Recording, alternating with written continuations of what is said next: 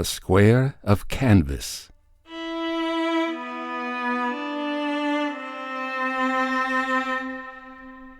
Written by Anthony M. Rudd. Read for you by Edward E. French.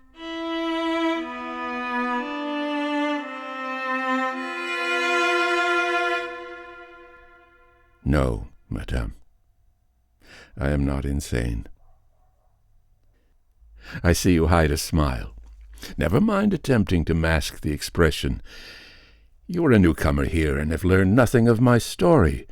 I do not blame any visitor. The burden of proof rests upon us, n'est-ce pas? In this same ward you have met several peculiar characters, have you not? We have a motley assemblage of conquerors, diplomats, courtesans, and divinities, if you take their words for it. There is Alexander the Great, Richelieu, Julius Caesar, Spartacus, Cleopatra, but no matter. I have no delusion. I am Hal Pemberton. You start? You believe this, my delusion? Look closely at me. I have aged, it is true. Yet if you have glimpsed the Metropolitan Gallery portrait that Paul Gauguin did of me when I visited Tahiti, I gasped and fell back a pace. This silver-haired, kindly old soul, the mad genius, Pemberton? The temptation was strong to flee when I realized that he told the truth. I knew the portrait indeed, and for an art student like myself there could be no mistaking the resemblance. I stopped, half-turned. After all, they allowed him freedom of the grounds. He could be no worse, surely, than the malignant Cleopatra whom I just had left playing with her asp, a 5-inch garter snake she had found crossing the gravel path. I believe you, came my stammered reply. What I meant, of course, was that no doubt could exist that he was certainly Hal Pemberton. His seamed face lighted up. It was plain he believed the establishment of identity made the matter of his detention absurd. They have me registered as Chase. John Chase, he confided. Cornell, would a true story of an artist's persecution interest you? It is a recital of misunderstanding, bigotry. He left the sentence incomplete and beckoned with a curl of his tapered, spatulate index finger toward a bench set far in the sunshine just beyond range of blowing mists from the fountain. I was tempted. A guard was stationed less than 200 feet distant, notwithstanding the horrid and distorted legends which shrouded our memories of this man, supposed to have died in far-off Polynesia. He could not harm me easily before assistance was available. Besides, I am an active, bony woman of the grenadier type. I waited until he sat down, and then placed myself gingerly upon the opposite end of the bench. You are the first person who has not laughed in my face when learning my true identity. He continued then, making no attempt to close the 6-foot gap between us, much to my comfort. Ignorance placed me here. Ignorance keeps me. I shall give you every detail, madame. Then you may inform others and procure my release. The cognoscenti will demand it once they know of the cruel intolerance which has stolen 9 years from my career and from my life. You know, and here Pemberton glanced guardedly about before he added in a whisper, they won't let me paint. My youth and training are known in part. Alden Suffrage's brochure dealt with the externals, at least. You have read it? Ah, yes. Dear Alden knew nothing, really. When I look at his etchings of buildings, at his word sketch of myself, I see behind the lines and letters to a great void. At best, he was an admirable camera, equipped with focal plane shutter and finest anastigmatic lenses, depicting 3 dimensions faithfully in 2, yet ignoring the most important 4th dimension of temperament and soul, as though it were as mythical as that 4th dimension played with by mathematicians. It is not. Artistic inspiration, what the underworld calls yen, has been my whole life. Beyond the technique and inspiration furnished by Guamaresi, one might scrap the whole tutelage and still have left myself and the divine spark. I was one of the Long Island Pembertons. 2 sisters still are living. They are staid, respectable ladies who married well. To hell with them. They really believed that Hal Pemberton disgraced them. The nauseating prigs. Our mother was Sheila Varro, the singer. Father was an unimaginative sort, president of the Everest Life and Casualty Company for many years. I mention these facts merely to show you there was no hereditary taint, no connate reason for warped mentality such as they attribute to me. That I inherited the whole of my poor mother's artistic predilection there is possibility for doubt, for she was always brilliant. I was a dullard in my youth. It was only with education and inspiration that even a spark of her divine creative fury came to me. But the story of that I shall reach later. As a boy, I hated school. Before the age of 10, I had been expelled from 3 academies, always on account of the way I treated my associates. I was cruel to other boys because lessons did not capture my attention. Nothing quiet, static, like the pursuit of facts, ever has done so. When I tired of sticking pins into younger lads or pulling their hair, I sought out one or another of my own size and fought with him. Often, usually. I was trounced, but this never bothered.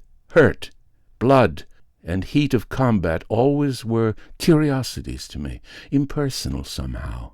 As long as I could stand on my feet, I would punch for the nose or eyes of my antagonist, for nothing delighted me like seeing the involuntary pain flood his countenance and red blood stream from his mashed nostrils. Father sent me to New York public schools, but there I lasted only 6 or 7 weeks. I was not popular either with my playmates or with the teachers who complained of what they took to be abnormality. I had done nothing except arrange a pin taken from the hat of one of the women teachers where I thought it would do the most good. This was in the sleeve of the principal's great coat. When he slid his right hand, the long pin pierced his palm, causing him to cry out loudly with pain. I did not see him at the moment, but I was waiting outside his office at the time, and I gloated in my mind at the picture of his stabbed hand, ebbing drops of blood where the blue steel entered. I longed to rush in and view my work, but did not dare.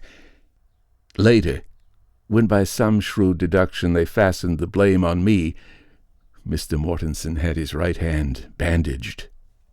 Father gave up the idea of public school after this and procured me a tutor. He thought me a trifle deficient, and I suppose my attitude lent color to such a theory. I tormented the 3 men who took me in hand, one after the other, until each one resigned. I malingered, I shirked. I prepared accidents in which all were injured. It was not that I could not learn.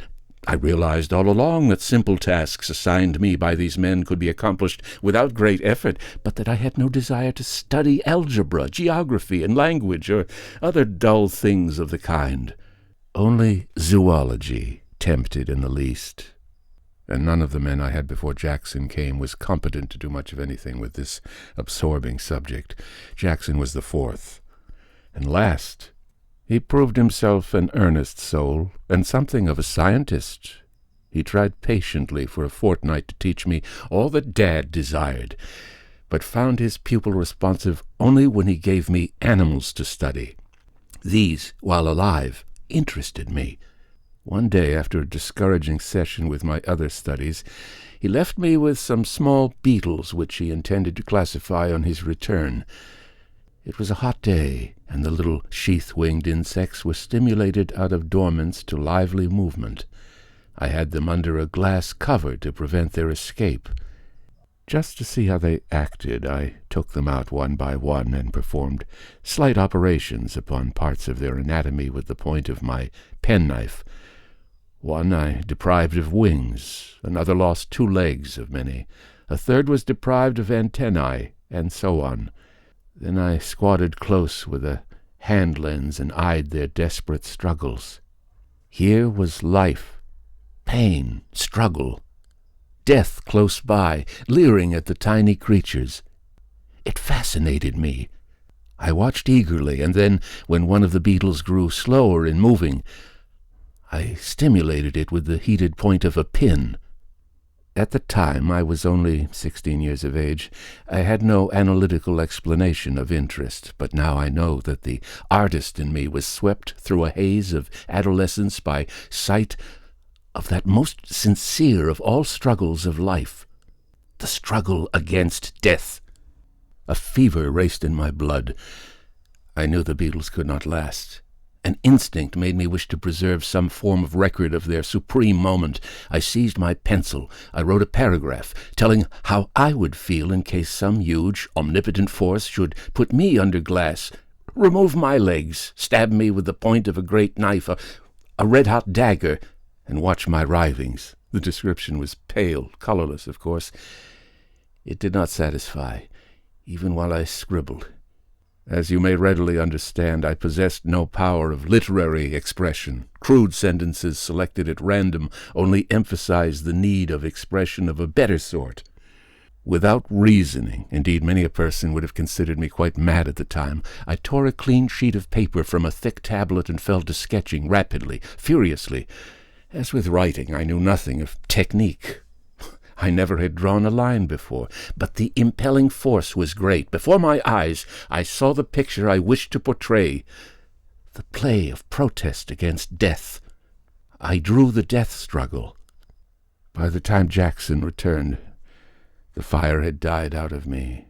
The horrid sketch was finished, and all but one of the beetles lay, legs upturned, under the glass. That one had managed to escape somehow and was dragging itself hopelessly across the table, leaving a wet streak of colorless blood to mark its passing. Exhausted in body and mind, I had collapsed in the nearest chair, not caring whether I, myself, lived or died. Poor Jackson was horrified when he saw what I had done to the Colopetra, and he began reproaching me for my needless cruelty. Just as he was waxing eloquent, however, his eye caught sight of my crude sketch. He stopped speaking. I saw him tremble, adjust his pince-nez, and stare long at the poor picture I had made, and then at the dead beetles. Finally, seeming in a torment of anger, he read the paragraph of description, turning to examine me with horror and amazement in his glance. Then, suddenly, he sprang to his feet, gripping the 2 sheets of paper in his hands, swung about, and made off before I could rouse from my lassitude sufficiently to question him. I never saw Jackson again, the poor fool. An hour later, Father sent for me. I knew that the tutor had been to see him, and I expected another of the terrible lectures I had been in habit of receiving each time a new lack or iniquity made itself apparent to others. On several occasions in the past, Father had flogged me and driven himself close to the verge of apoplexy because of his extreme anger and what he deemed deliberate obstinacy. I feared whippings. They sickened me. My knees were quaking as I went to his study. This time, however, it was plain that Father had given up. He was pale, weighted down with what must have been the great disappointment of his life. But he neither stormed nor offered to chastise me.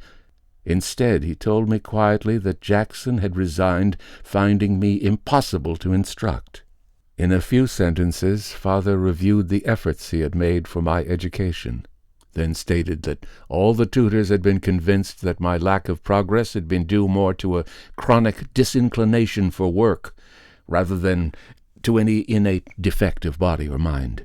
So far, he told me, you have refused steadfastly to accept opportunity. Now we come to the end. Mr. Jackson has showed me a sketch made by you in which he professes to see real talent. He advises that you be sent abroad to study drawing or painting. Would you care for this last chance?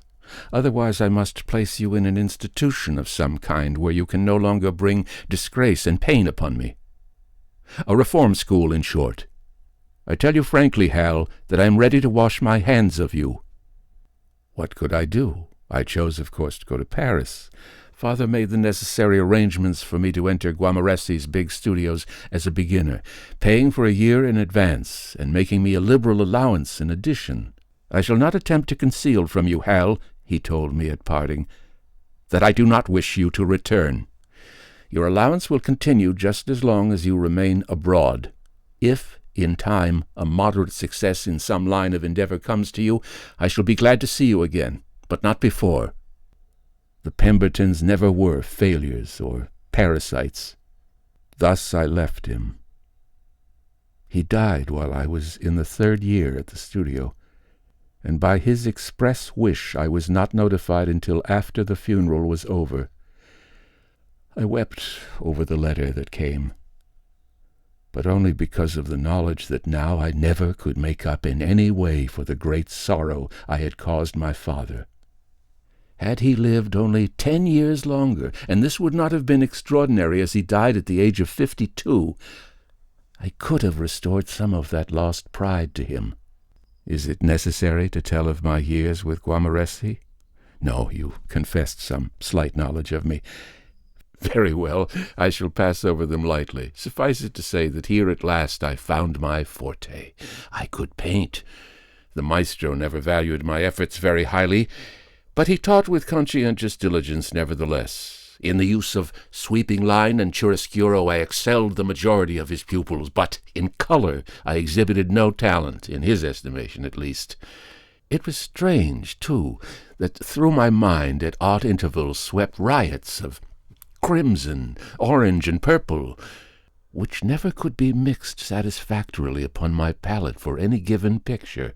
I told myself that the fault lay as much in the subjects of my pictures as in myself, the excuse of a liar, of course.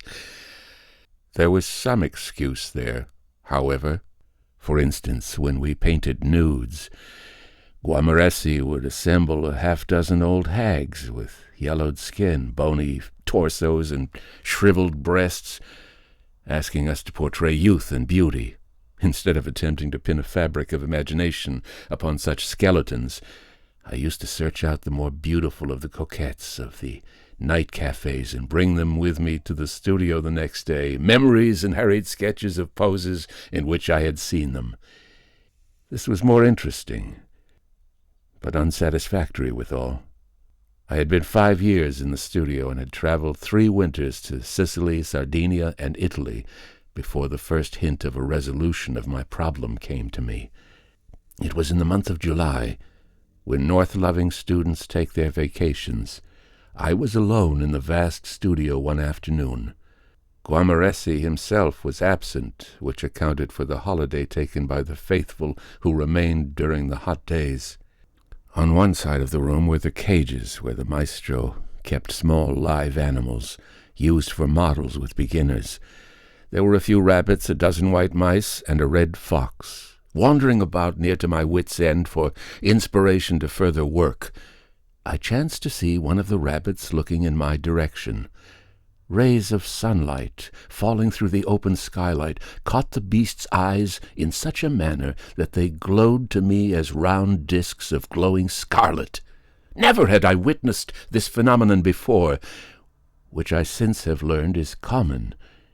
It had an extraordinary effect upon me. In that second I thought of my delinquent boyhood, of dozens of cruel impulses since practically forgotten, of the mutilated dying beetles which had been instrumental in embarking me upon an art career. Blood rose in torrents to my own temples. A fever consumed me. There was life, and there could be death. I could renew the inspiration of those tortured beetles. With agitated stealth I glanced out into the empty hallway, locked the door of the studio, drew 4 shades over windows through which I might be seen, and crept to the rabbit cage. Opening it, I seized by the long ears the white-furred animal which had stared at me. The warm softness of the palpitating body raised my artistic desire to a frenzy. I pulled a table from the wall, and holding down the animal upon it, I drew my knife. Overcoming the mad, futile struggles of the rabbit, I slit long incisions in the white back and belly. The blood welled out. perfect fury of delight sent me to the canvas. My fingers trembled as I mixed the colors, and there was no indecision now, and no hint of muddiness in the result. I painted. You perhaps have seen a reproduction of that picture? It was called The Lusts of the Magi, and now hangs in one of the Paris galleries. Some day it will grace the Louvre. And all because our white rabbit had sacrificed its heart's blood. At 11 the next morning, Guamaresi himself, coming to the studio, found me exhausted and asleep upon the floor. When he demanded explanations, I pointed in silence to the finished picture upon my easel. I thought the man would go frantic. He regarded it for an instant, with intolerance fading from his bearded face. Then his mouth gaped open, and a succession of low exclamations in his native tongue came forth. He raised hands, opened and shut, in the gesture I knew to mean unrestrained delight. Suddenly he dashed to the easel, and, before I could offer resistance, he snatched down my picture and ran with it out of the studio and down the stairs into the narrow street. I followed, but was not swift enough. He had disappeared. In half an hour he returned with 4 brother artists who had studios nearby. The others were more than lavish in their praise, terming my picture the greatest masterpiece turned out in the quarter for years. Guamaresi himself was less demonstrative now, but I detected tears in his eyes when he turned to me. "The pupil has become the master," he said simply. "Go. I did not teach you this, and I cannot teach you more.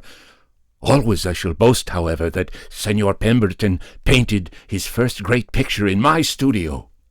The next day I rented a studio of my own, and moved out my effects immediately. I started to paint in earnest. There is little to relate of the next few months. A wraith of the inspiration which had given birth to my great picture still lingered, but I was no better than mediocre in my work. True, the experience and accomplishment had improved me somewhat in use of color, but I learned the galling truth soon enough, that never could I attain the same fervor of artistry again, unless after 4 months of ineffectual striving, during which time I completed 2 unsatisfactory canvases, I yielded and bought myself a second white rabbit. What was my horror now to discover, when I treated the beast as I had treated its predecessor, that no wild thrill of inspiration assaulted me. I could mix and apply colors a trifle more gaudily, yet the suffering and blood of this animal had lost its potent effect upon me. After a day or two the solution occurred. Lusts of the Magi had exhausted the stimulus which rabbits could furnish. Disconsolate now, I allowed my work to flag, though I knew in my heart that the one picture I had done was splendid in its way. I hated to believe that in it I had reached the peak of artistic production. Yet I could arouse in myself no more than the puerile enthusiasm for methodical slapping on of oils I so ridicule in other mediocre painters. Finally I stopped altogether and gave myself over to a fit of depression, absinthe, and cigarettes. Guamaresi visited me one day, and finding me so badly in the dumps, prescribed fresh air and sunshine, as I refused flatly to travel, knowing my ailment to be of the subjective sort, not cured by glimpses of pastures new. He lent me his saddle-mare, a fine black animal with white fetlocks and a star upon her forehead. I agreed listlessly to ride her each day. 3 weeks slipped by. I had kept my promise, actually enjoying the exercise, but without any of the beneficent results appearing. I was in fair physical health, only a trifle listless, it is true, yet whenever I set myself to paint, a greater inhibition of spiritual and mental weariness seemed to hold me back. Little by little the ghastly conviction forced itself upon me that as an artist I had shot my bolt.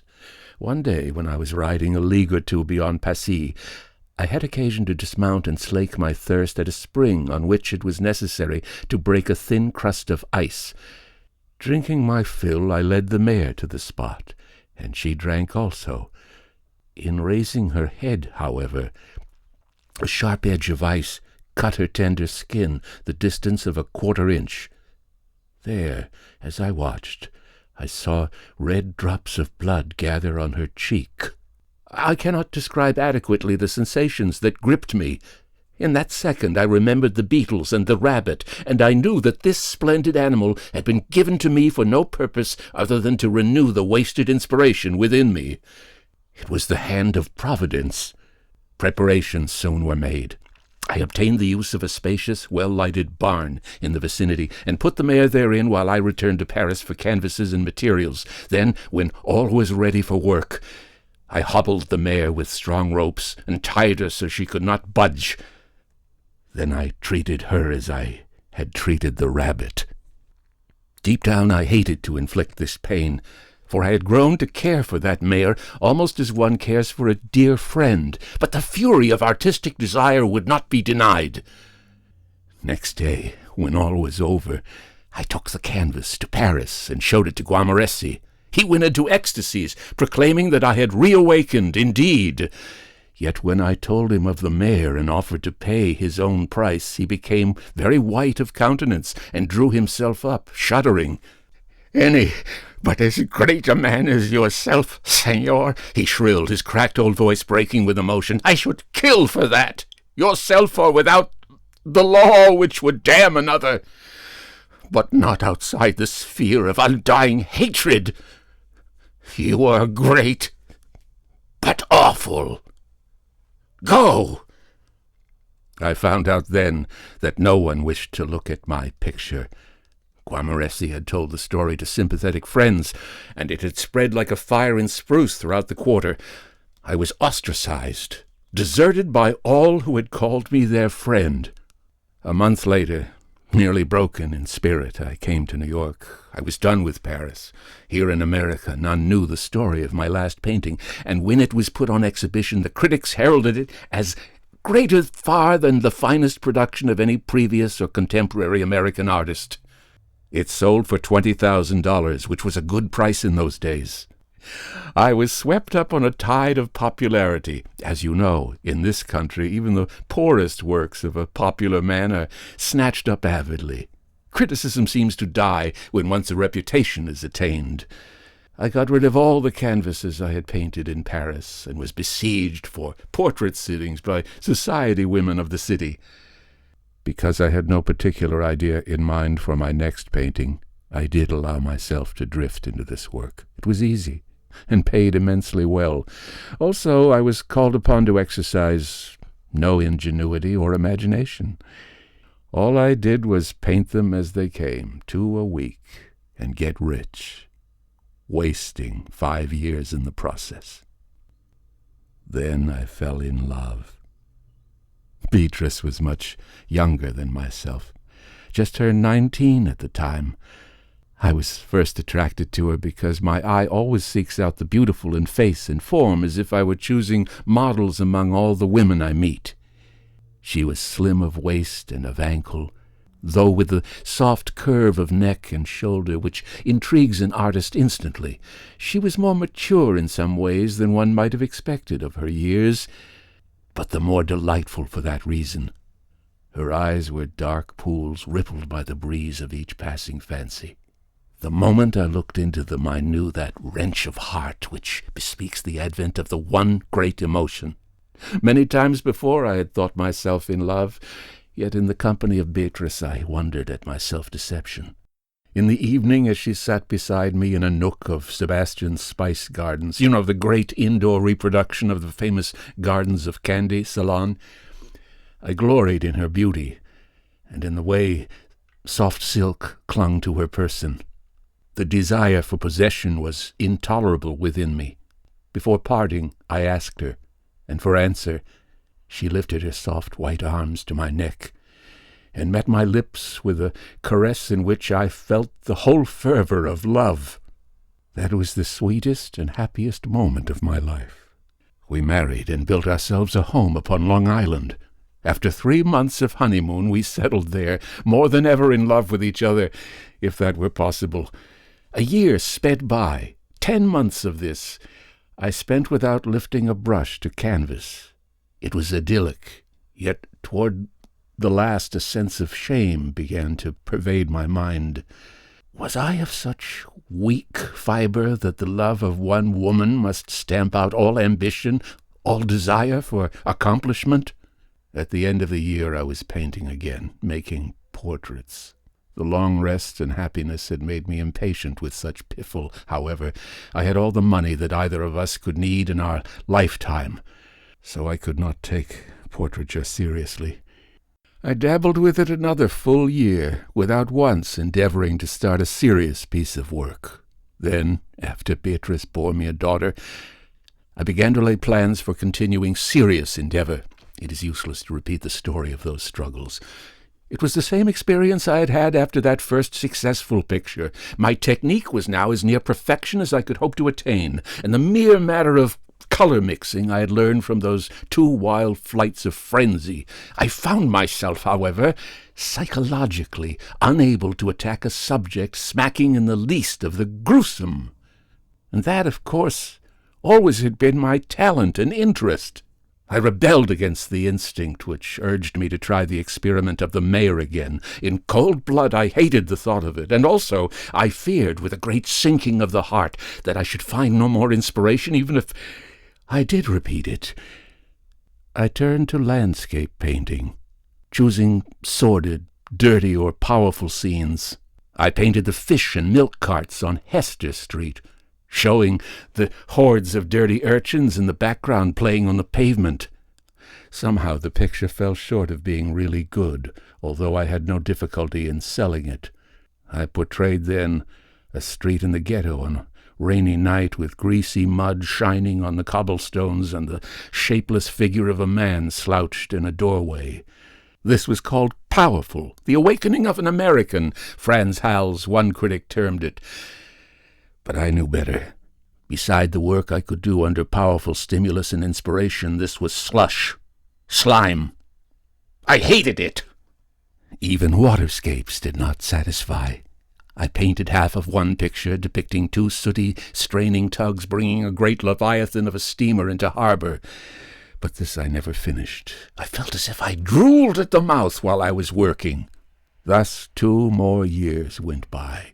Happy enough when I was with Beatrice, but sad and savage when I was by myself in the studio. My wife had blossomed early into the full beauty of womanhood, and yet she retained enough of modesty and reticence of self that I never wearied of her. Because up to this time, when I turned 33 years of age, the powers of both of us, physical and mental, had been on the increase. We were still exploring the delights of love and true affection. There was an impelling force within me, however, which would not be denied. I had been born to accomplish great things. Weak compromise, or weaker yielding to delights of the mind and body, could but heap fresh fuel on the flame which consumed me when I got off by myself. I fought against it months longer, but in the end I had to yield.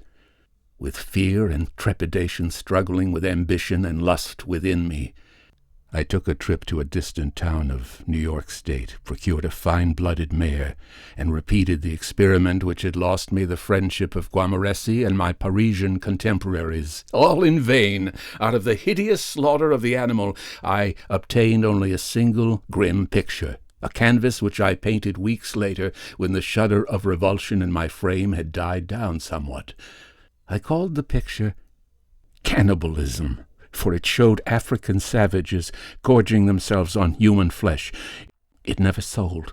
For the instant I placed it on exhibition, the art censors of New York threw it under ban, and, I believe, no one really wanted the thing in his house. I did not like it myself, and finally, after much urging by my wife, I burned it. This sacrifice, however, merely accentuated the fury in my heart. I must do better than that. Since I have told you of my other periods of frenzy and self-hatred, I may pass over the ensuing month. One day the inspiration for my last great picture came, and as with the second, through pure accident. Beatrice was cutting weeds in the garden with a sickle, while I sat cross-legged beside her, watching.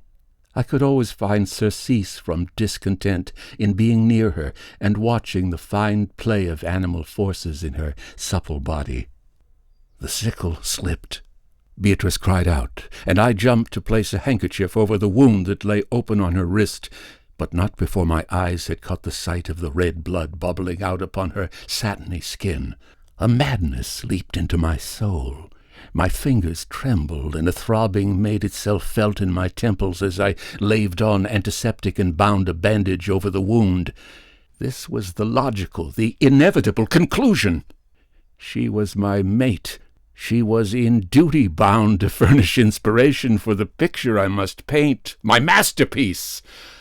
I, of course, told Beatrice nothing of what was passing in my mind, but went immediately about my preparations. I placed a cot in the studio, fastening strong straps to it. Then I made ready a gag, and sharpened a keen vice knife I possessed until its edge would cut a hair at a touch. Last I made ready my canvas. She came at my call. At first, when I seized her and tore off her clothing, she thought me joking, and protested, laughing.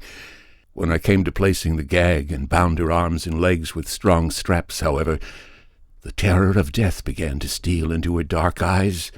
To show her that I loved her still, no matter what duty impelled me to do, I kissed her hair, her eyes, her breast. Then I set to work. In a few minutes I was away and painting as I never had painted before. A red stream dripped from the steel cot down to the floor and ran slowly toward where I stood. It elated me. I felt the fire of a fervor of inspiration greater than ever had beset me. I painted. This was my masterpiece.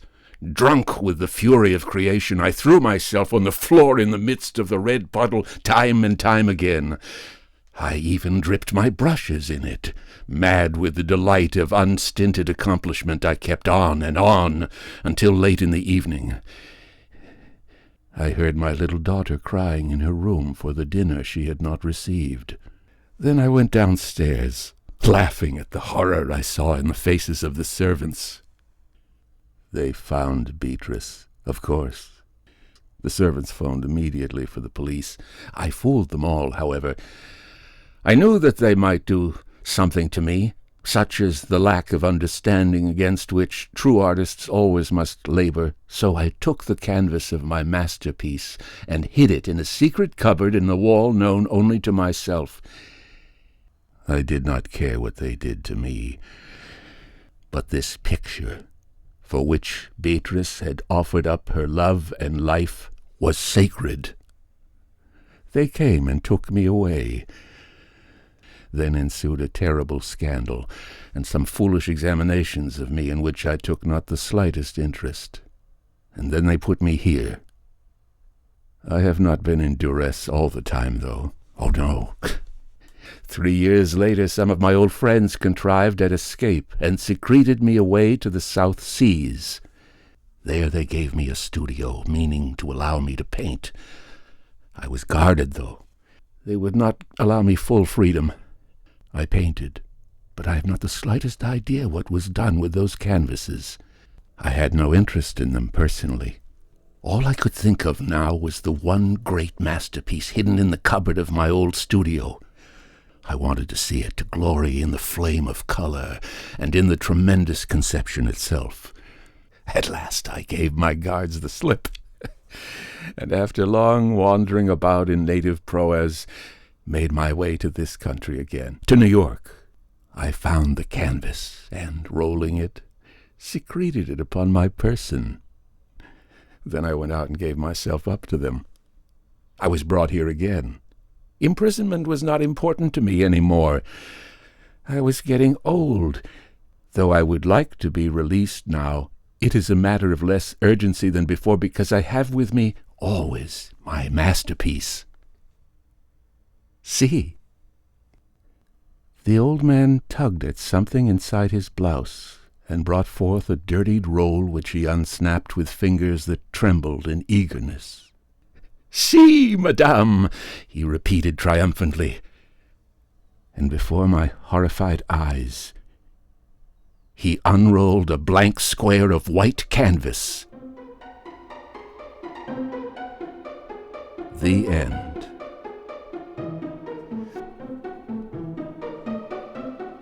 A Square of Canvas was written by Anthony M. Rudd. Read for you by Edward E. French. The entire contents of this audio are copyright 2024 by Edward E. French. All rights reserved. Fiction Fantastique originates from the studios of World Brain Audio, Suite G1 in sun-drenched Chatsworth, California, USA. Visit the Internet Movie Database, IMDb, www.imdb.com, for a complete list of Edward E. French's special makeup effects in film and television. Inquiries should be addressed to email edwardfrench06@hotmail.com, and subscribe if you haven't to the Fiction Fantastique channel, www.youtube.com/French Edward 06. Good night.